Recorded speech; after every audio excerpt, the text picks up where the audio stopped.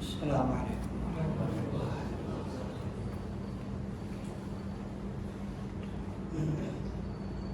نحمده ونصلي ونسلم على رسوله الكريم أما بعد قال الله تبارك وتعالى أعوذ بالله من الشيطان الرجيم بسم الله الرحمن الرحيم والعصر إن الإنسان لفي خسر إلا الذين آمنوا وعملوا الصالحات وتواصوا بالحق وتواصوا بالصبر. وقال رسول الله صلى الله عليه وسلم من رأى منكم منكرا فليغيره بيده فإن لم يستطع فبلسانه فإن لم يستطع فبقلبه فذلك أضعف الإيمان أو كما قال رسول الله صلى الله عليه وسلم. اللهم صل على سيدنا ونبينا وحبيبنا وقرة أعيننا محمد وعلى آله وأصحابه وبارك وسلم. میرے محترم دوستو، اللہ رب العزت نے ہمارے اوپر مختلف قسم کے فرائض لاگو کیے ہیں. کچھ فرائض ہم میں اتنے مشہور و معروف ہیں، سب کو پتہ ہے. نماز فرض ہے، روزہ فرض ہے، زکوٰۃ فرض ہے، حج فرض ہے، اور کچھ فرائض ایسے ہیں کہ ہمیں ان کا احساس تک نہیں ہے. کچھ فرائض ایسے ہیں ہمیں ان کا علم تو کیا، ہمیں اس کا احساس بھی نہیں ہے. ہم سب کا ایمان ہے کہ ہمارے نبی حضرت محمد صلی اللہ علیہ وسلم آخری نبی ہیں، اور آپ کے بعد کسی نبی نے نہیں آنا. آپ کے بعد کسی نبی نے نہیں آنا. یہ ہمارا ایمان. کسی بھی نام پر، کسی بھی شکل میں، کسی بھی حلیے میں اب کوئی نبی نہیں ہے. امتی ہیں، سارے امتی ہیں. عیسیٰ علیہ السلام آئیں گے قرب قیامت میں، قیامت سے کچھ عرصہ پہلے، اور وہ اپنا دین اور اپنی شریعت اور اپنی کتاب لاگو نہیں کریں گے، وہ نافذ نہیں کریں گے. حضور صلی اللہ علیہ وسلم کا لایا ہوا دین نافذ فرمائیں گے.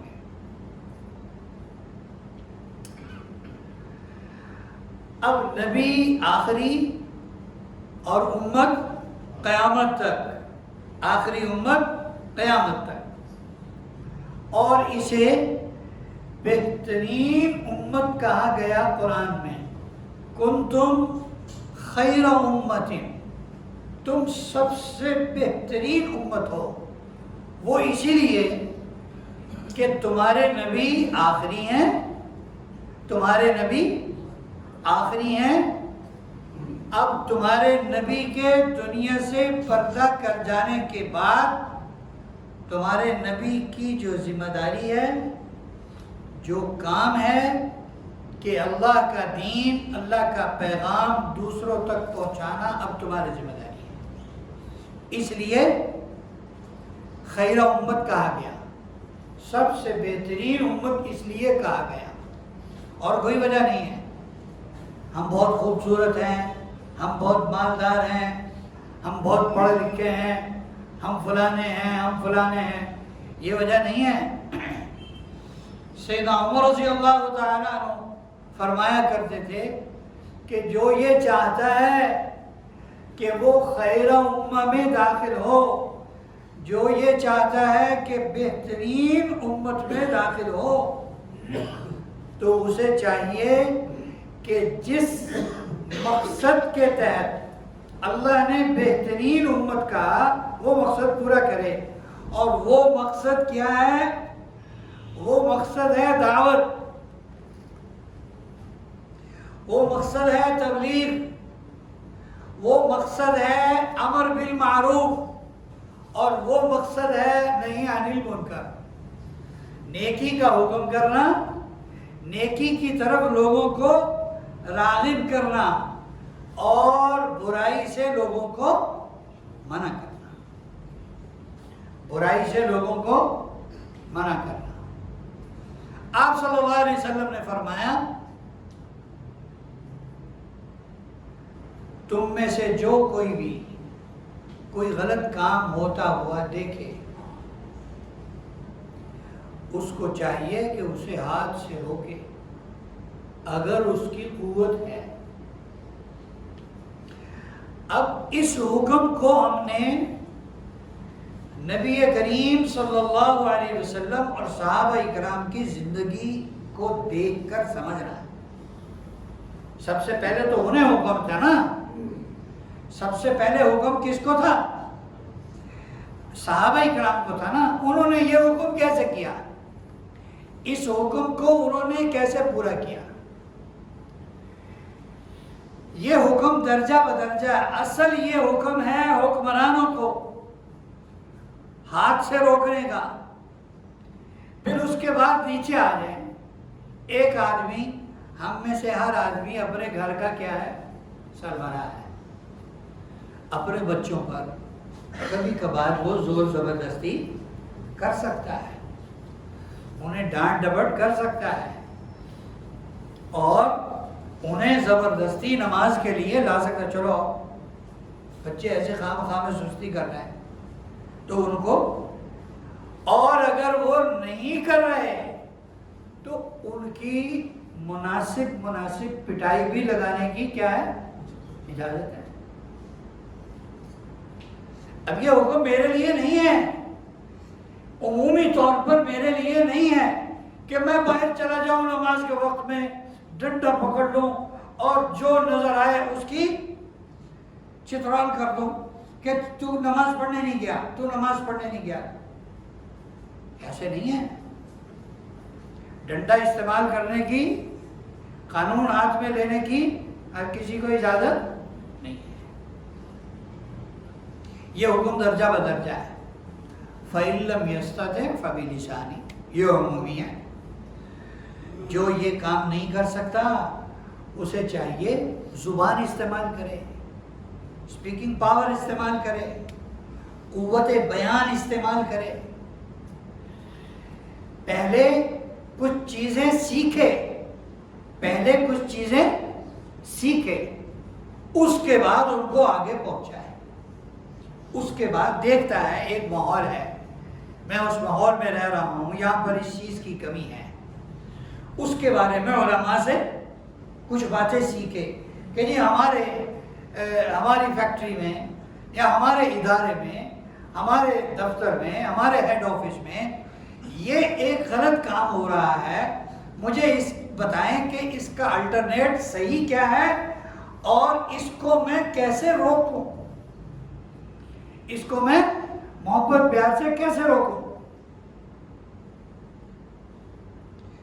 زبردستی، زور، جبر اور مغلظات کا استعمال، بری باتوں کا استعمال، سخت باتوں کا استعمال نصیحت میں کبھی کارگر نہیں ہوگا. سورہ عصر میں اللہ تعالیٰ نے الفاظ ہی وہ استعمال کیے جو نرمی والے ہیں. والعصر، زمانے کی قسم، ان الانسان لفی خسر، ساری انسانیت نقصان میں ہے، الا الذین آمنوا، ہاں ایمان والے نقصان میں نہیں ہیں، وعملوا الصالحات، اور نیک عمل کرنے والے نقصان میں نہیں ہیں. وتواصوا بالحق، اور حق بات کی، دین کی تاکید کرنے والے، بار بار کہنے والے، بار بار کہنے والے، بار بار کہنے والے. کہ جی تاکید اسے ہی کہتے ہیں نا، تاکید اسے کہتے ہیں نا، بار بار کہنا، ایک چیز کو بار بار دہرانا، اس کو ریپیٹ کرنا. وَتَوَاصَوْا بِالْحَقِّ وَتَوَاصَوْا بِالصَّبْرِ، وہ حق بات کی بھی تاکید کریں اور وہ صبر کی بھی تاکید کریں، کیونکہ حق بات کی تاکید اور دعوت کرے گا، دعوت دے گا تو اس کو مشکلات آئیں گی، ان مشکلات پر کیا کرنا پڑے گا؟ اور کوئی مشکل نہ آئے. ایک کو آپ کہہ رہے ہیں، اپنے بچے کو کہہ رہے ہیں نماز پڑھا کرو، بچہ پڑھ ہی نہیں رہا، اب آپ کو غصہ آ رہا ہے، اب یہاں پر کیا کرنا ہے؟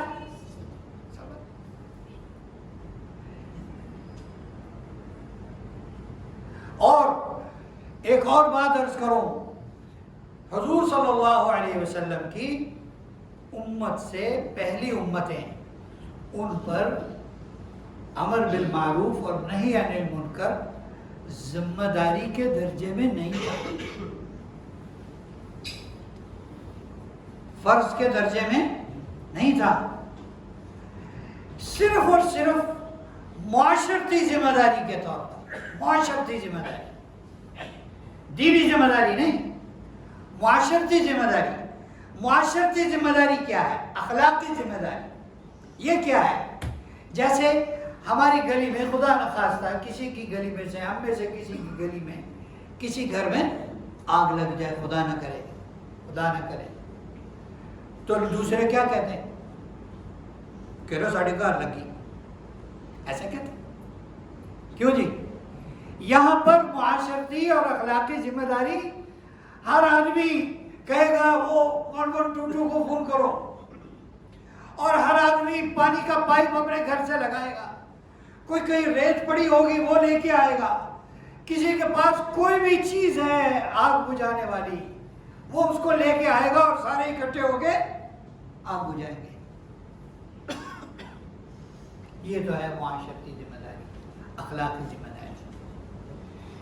ان امتوں نے اپنی معاشرتی اور اخلاقی ذمہ داری کے طور پر بھی اسے پورا نہیں کیا، ان پر عذاب آیا. جب ہم پر یہ دینی ذمہ داری ہے ہم پورا نہیں کریں گے تو بتائیں ہمارے ساتھ کیا حالات ہوں گے. آج جو حالات بنے ہوئے ہیں وہ اسی وجہ سے. اس کی ایک وجہ یہ بھی ہے، اس کی ایک وجہ یہ بھی ہے. ایک آدمی حضور اکرم صلی اللہ علیہ وسلم کی خدمت میں آئے، وہ دیہات سے آئے تھے، کہنے لگے وہ تم ہی ہو جو نبوت کا دعویٰ کرتے ہیں، تم ہی اپنے آپ کو رسول کہتے ہو؟ ہاں جی میں ہی ہوں. تو وہ پوچھنے لگے پھر آپ مجھے بتائیے کہ اعمال میں سب سے بہترین عمل کون سا ہے؟ اعمال میں سب سے بہترین عمل کون سا ہے؟ آپ نے فرمایا اللہ پر ایمان لانا سب سے بہترین عمل ہے. اس نے پھر سوال کیا اس کے بعد کون سا عمل ہے؟ آپ نے فرمایا صلہ رحمی، اپنے رشتہ داروں کے ساتھ جوڑ پیدا کرنا، جڑ کر رہنا، یہ سب سے بڑا عمل ہے. پوچھنے لگے اس کے بعد کیا عمل ہے؟ آپ نے فرمایا الامر بالمعروف والنہی عن المنکر، نیکی کی طرف لانا اور برائی سے ہٹانا. اور کہا پھر پوچھا انہوں نے کہ سب سے برا عمل کیا ہے؟ آپ نے فرمایا اللہ کے ساتھ شرک ٹھہرانا. کہا اس کے بعد کیا بدترین عمل ہے؟ آپ نے فرمایا رشتہ داروں کے ساتھ لڑنا.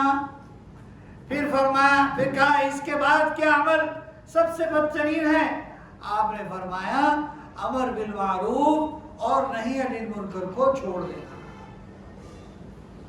امر بالمعروف اور نہی عن المنکر کو چھوڑ دینا. میں نے عرض کیا کہ پہلی امتوں میں یہ کام دینی ذمہ داری کے طور پر نہیں تھا، بلکہ کیا تھا؟ معاشرتی اور اخلاقی ذمہ داری کے طور پر تھا۔ یوشع بن نون علیہ السلام پر اللہ نے وحی نازل کی کہ آپ کی قوم پر عذاب آئے گا، آپ کی قوم پر عذاب آئے گا۔ 40,000 کتنے؟ 40,000 نیک لوگ مریں گے اس میں، اور 70,000 بدماش مریں گے۔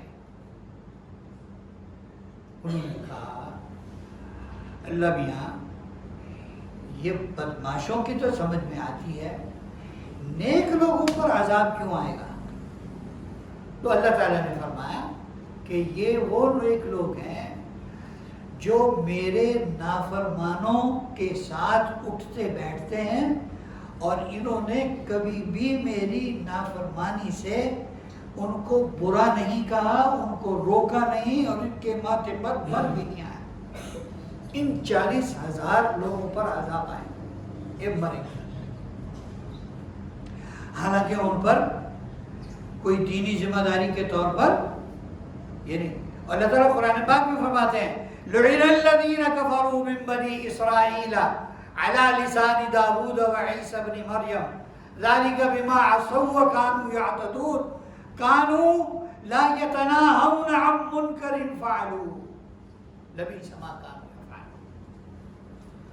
بنی اسرائیل کے کافروں پر داؤد علیہ السلام اور عیسیٰ علیہ السلام کی زبانی لعنت کی گئی۔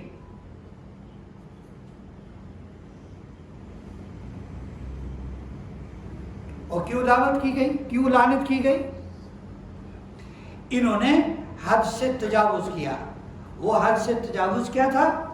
کانوا لا یتناہون عن منکر فعلوہ، ان کی قوم میں کوئی برا کام کرتا یہ اسے روکتے نہیں تھے۔ میں نے مثال میں عرض کیا تھا کسی کے گھر میں آگ لگے، ہم سب آگ بجھانے کی کوشش کرتے ہیں، کیوں کرتے ہیں؟ کیوں کرتے ہیں؟ اگر ہم اس کے گھر میں لگی ہوئی آگ کو بجھائیں گے نہیں، وہ بڑھتے بڑھتے کہاں آ جائے گی؟ ہمارے گھروں میں۔ اس لیے یہ امر بالمعروف اور نہی عن المنکر کا نظام بنایا گیا، اسی لیے بنایا گیا کہ اچھی بات کی طرف لوگوں کو لانا اور بری بات سے لوگوں کو ہٹانا پیار محبت کے ساتھ۔ ہمارے بڑوں نے لکھا ہے کہ امر بالمعروف اور نہی عن المنکر کے لیے 5 چیزیں ضروری ہیں۔ کتنی چیزیں بھائی؟ جتنی یاد رہ جائیں، سن لیں، ان کے مطابق کام کریں۔ سب سے پہلی چیز ہے علم، علم کا ہونا ضروری ہے۔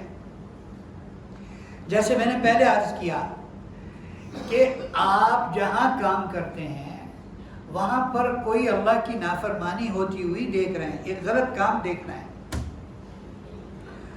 علماء سے مفتیوں سے مل کر اس کا پوچھنا کہ جی یہ ہو رہا ہے، اس کو کیسے منع کریں، اس کا متبادل لوگوں کو کیا بتائیں، لوگوں کو اس سے ہٹانا ہم نے کیا کریں؟ علم حاصل کرنا۔ علم ہی نہیں ہے، علم ہی نہیں ہے ہمیں، تو ہمیں یہی پتہ نہیں ہے کہ یہ جو کام ہو رہا ہے یہ غلط ہے، تو کیا کریں گے؟ یا ہمیں یہ پتہ ہے کہ یہ غلط ہے لیکن اس کو روکنا کیسے ہے، اور اس کے مقابل صحیح کام کیا ہے وہی ہمیں پتہ نہیں ہے۔ دعوت دینی ہے ہم نے، لیکن بھئی کس چیز کی دعوت دینی ہے؟ بھئی کس چیز کی دعوت دینی ہے؟ ہم چلے گئے، ایک میں مثال دے رہا ہوں، واقعہ نہیں بیان کر رہا، مثال کے طور پر ہم چلے گئے ایک وہ جو کھیلتے ہیں کیا کہتے ہیں اسے، سنوکر کلب میں ہم چلے گئے۔ اب سنوکر کلب میں مجمع لگا ہوا ہے، اب ان کو جا کے کیا کہنا ہے؟ ان کو جا کے کیا کہنا ہے؟ یہ حرام ہے، یہ یوں ہے، اور تو کون آ گیا حرام کہنے والا، غلط کہنے والا، تیری ایسی کی تیسی. ان کو بلائیں. بھائی 5 منٹ ہماری بات سنو گے؟ 5 منٹ. دیکھو یہ زندگی اللہ نے کھیل کود کے لیے نہیں دی. یہ ہمارا وقت ضائع ہو رہا ہے، یہ ہمارا وقت ضائع ہو رہا ہے. یہ زندگی اللہ کی امانت ہے، اور یہ زندگی آخرت کی تیاری کے لیے ہے. اور آخرت کی تیاری اس سے نہیں ہوگی. آخرت کی تیاری کے لیے اور اعمال ہیں، وہ اللہ نے دیے ہیں، وہ کیے جائیں محبت پیار کے ساتھ. کہ دیکھو یہ جوانیاں، یہ صحت، یہ عافیت، دیکھو اللہ نے کیسے اسٹک پکڑنے کی قوت دی، اور کیسے نشانہ لگانے کی قوت دی، اور جناب کیسے اس کو اس کے سوراخ میں پھینکنے کی قوت دی، اور کیسے یہ ہنر دیا. تو یہ قوت، یہ طاقت اور یہ مہارت کہاں استعمال کرنی ہے؟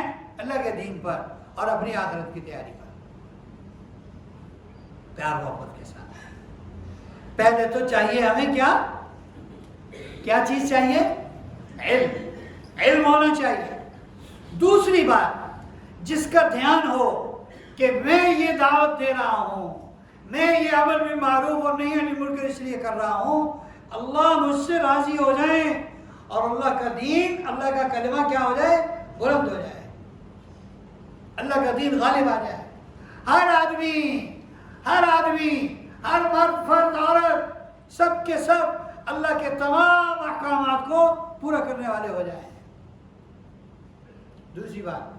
تیسری بات جو زیادہ ضروری ہے اس کے لیے، وہ کیا ہے؟ شفقت، محبت، مودت اور نرمی، ہمدردی. دیکھیں اللہ رب العزت موسیٰ اور ہارون علیہ السلام کو کس کی طرف بھیج رہے ہیں؟ فرعون کی طرف. اور ان کو تاکید فرما رہے ہیں. بھئی وہاں بھیج رہے تھے کسی لیے بھیج رہے تھے؟ دعوت تھوڑی کھانی تھی. فرعون نے انہیں کوئی دعوت تھوڑی کھلانی تھی. کس لیے بھیج رہے تھے؟ کہ یہ اس کو اللہ کی طرف بلائیں، اس کو اللہ کی طرف بلائیں. تو ان دونوں کو اللہ تاکید فرما رہے ہیں، قولا لہ قولا لینا. آپ دونوں نے اس سے نرمی سے بات کرنی ہے. قولا لہ قولا لینا، آپ نے اس سے نرمی سے بات کرنی ہے. لعلہ یتذکر او یخشی، پھر امید کی جا سکتی ہے کہ یہ نصیحت پکڑ لے، نصیحت حاصل کر لے، یا اس کے دل میں اللہ کا ڈر آ جائے. اور ہم اپنے مسلمان بھائی کو دعوت کیسے دیتے ہیں؟ کتنی سختی ہوتی ہے، اور کتنے برے برے الفاظ بولتے ہیں. تو تیسری چیز کیا بتائی جی؟ شفقت، محبت، مودت اور نرمی اور خلوص اور ہمدردی. اور چوتھی چیز کیا ہے؟ صبر. چوتھی چیز کیا ہے؟ صبر.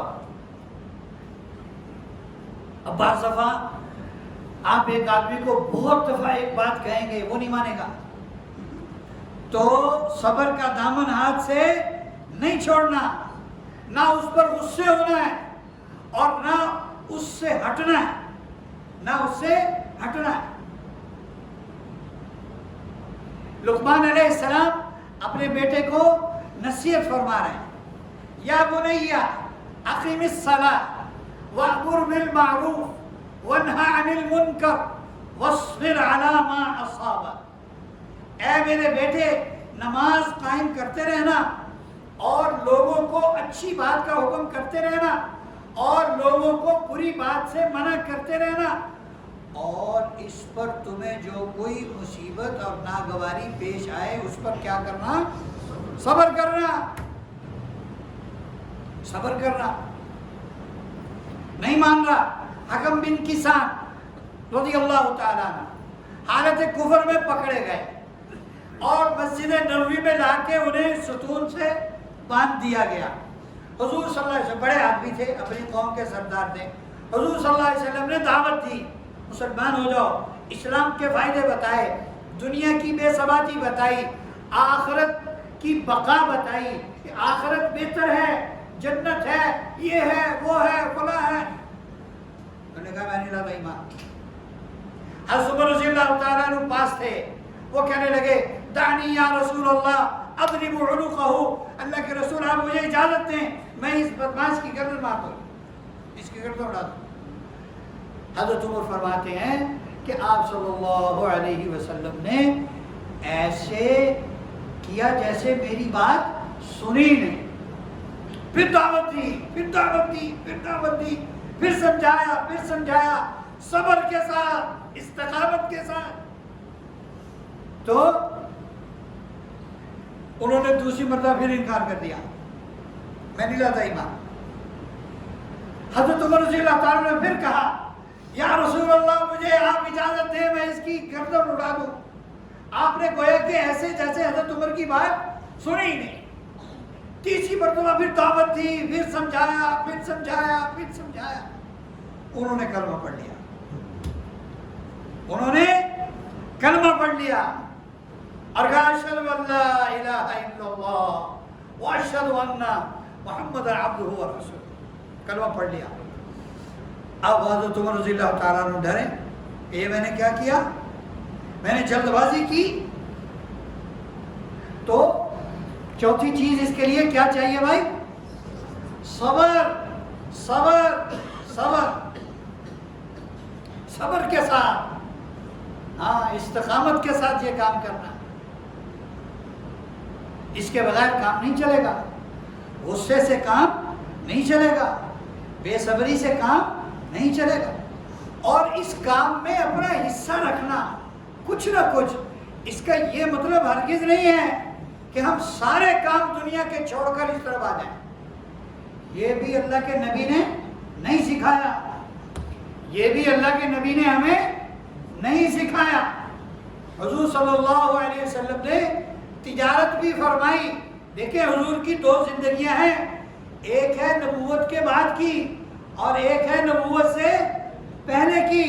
آپ کا کیا خیال ہے، نبوت سے پہلے کی زندگی قابل اتباع ہے یا نہیں ہے؟ صادق و امین آپ کو کب کہا گیا تھا؟ ہیں؟ صادق و امین آپ کو کب کہا گیا تھا؟ بتاؤ نا یار. نبوت سے پہلے. تو نبوت سے پہلے کی زندگی بھی حضرت سیدہ خدیجہ رضی اللہ تعالی عنہا جو ایک عورت ہیں اور مالدار ہیں، کروڑوں اربوں کی مالک ہیں، وہ جو حضور کو خود نکاح کا پیغام بھجوا رہی ہیں. وہ کس لیے بھجوا رہی ہیں؟ کہ حضور کے کردار سے اتنا متاثر ہوئی کہ یہ نوجوان اس قدر نیک ہے اور اس قدر متقی اور پارسا ہے، اس نے میرے مال کی بھی حفاظت کی اور اس نے میری عزت اور آبرو کی بھی حفاظت کی. تو حضور کی دونوں زندگیاں قابل اتباع ہیں، نبوت سے پہلے کی بھی اور نبوت کے بعد کی بھی.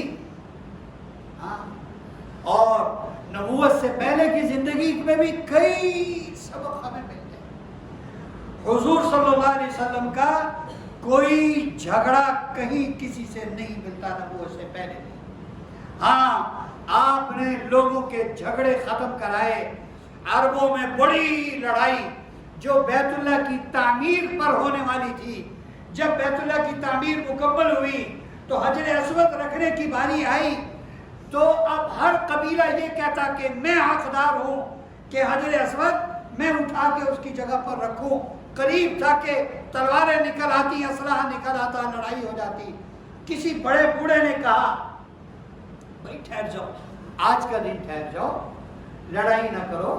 ایسے کرتے ہیں کہ یہ طے کر لیتے ہیں کہ کل جو مسجد حرام میں بیت اللہ میں سب سے پہلے آ جائے گا وہ فیصلہ کر دے، وہ جو فیصلہ کر دے ہمیں منظور ہوگا. آج ٹھہر جاؤ، کل پہ چھوڑ دو اسے. اللہ نے یہ اعزاز دینا تھا اپنے محبوب محمد کو صلی اللہ علیہ وسلم. چنانچہ اگلے دن آپ کو پتا ہے جب یہ اعلان ہوگا تو ہر کسی کی کوشش ہوگی کہ میں سب سے پہلے چلا جاؤں. اس کے باوجود سب سے پہلے کون آیا؟ حضور صلی اللہ علیہ وسلم. جب حضور پہنچ گئے کچھ دیر کے بعد ادھر سے پھلانگتے ہوئے آ رہے ہیں، ادھر سے چھلانگتے ہوئے آ رہے ہیں، اور جب حضور کو پہلے دیکھا تو سب کی زبان سے نکلا آ گئے محمد، آ گئے صادق و امین، آ گئے محمد، آ گئے صادق و امین۔ آپ نے فیصلہ فرمایا، یہ نہیں کہا کہ میں آ گیا ہوں میں پہلے رکھ دوں، میں رکھ دوں اکیلا، نہیں نہیں، اپنی قوم کا خیال رکھا، اپنی قوم کا خیال رکھا۔ سارے بڑی چادر لاؤ، چادر لائی گئی، حجرے سے اس کے اوپر رکھا۔ آپ نے فرمایا ہر قبیلے کا ایک ایک آدمی آ جائے، چادر کو ہاتھ ڈال لے، چادر کو ہاتھ ڈالا اور وہاں قریب لے گئے، اور وہاں قریب لے جا کے آپ نے اپنے دستے اقدس سے وہاں رکھ دیا۔ سارے خوش ہو گئے، بابے بابے، بوڑھے بوڑھے، سیانے سمجھدار جن کی رائے لی جاتی تھی، ایک دوسرے کے منہ کی طرف دیکھنے لگ گئے کہ یہ اتنی آسان سی صورت ہے اور ہماری سمجھ میں نہیں۔ حضور تو آئے تھے جھگڑے مٹانے کے لیے، جھگڑے ختم کرانے کے لیے۔ تو میرے محترم دوستو، یہ جو کام ہے یہ ہم سب کی ذمہ داری ہے، یہ ہم سب کی ذمہ داری ہے۔ اس کو درجہ بدرجہ ضرور کریں، اس کو درجہ بدرجہ ضرور کریں۔ کسی کو یہی آتا ہے یار سورہ فاتحہ میں اللہ نے شفا رکھی ہے، وہ جس بیمار کی عیادت کے لیے جائے اس کو حوصلہ دے، اس کو تسلی دے، اور اسے کہے کوئی بات نہیں، تم سورہ فاتحہ پڑھ کے اپنے اوپر دم کیا کرو، سورہ فاتحہ میں اللہ نے شفا رکھی ہے، روحانی طور پر بھی اور جسمانی طور پر۔ یہ ایک بات ہی آتی ہے نا، یہی پہنچانی شروع کر دیں آگے لوگوں کو، جب کوئی اور بات یاد ہو جائے پھر وہ بھی اس کے ساتھ ایڈ کر لیں۔ اللہ تعالی ہمیں ان باتوں پر عمل کی توفیق عطا فرمائے۔